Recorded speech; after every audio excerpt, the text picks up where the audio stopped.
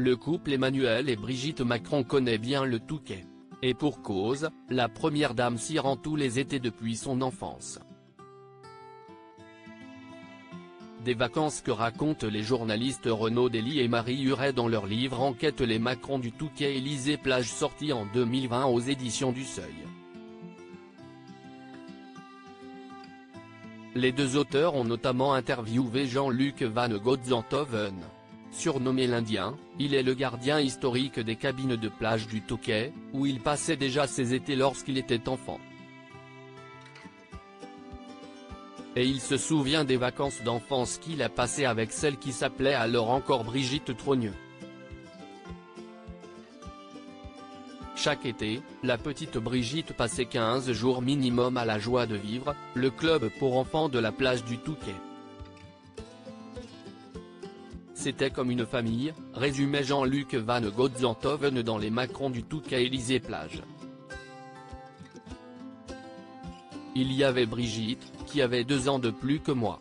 Le petit Michel Sardou, dont le père, Fernand, tournait le film Pas si folle les guêpes et le jeune Patrick Balkany, dont la mère jouait au casino.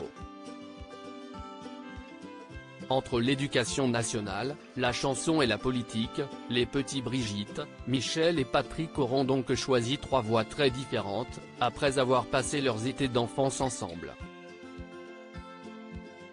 Brigitte Macron, ses plus beaux looks de 2022. Brigitte Macron, que fait-elle pendant ses vacances?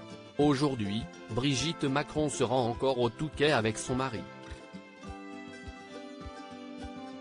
Mais ce n'est pas là que le couple passe ses quelques jours de congés estivaux.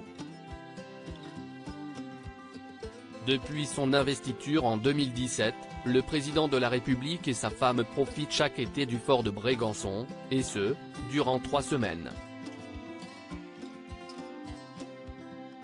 Une tradition aux grands dents de certains locaux et de certains touristes, gênés par l'important dispositif de sécurité de ce lieu de villégiature accueillant les chefs d'État, comme un rituel depuis 1968.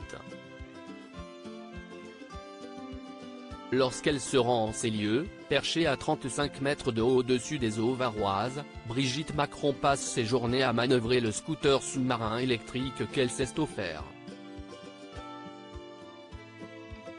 Crédit photo, Gaillard Éric Poulabaca.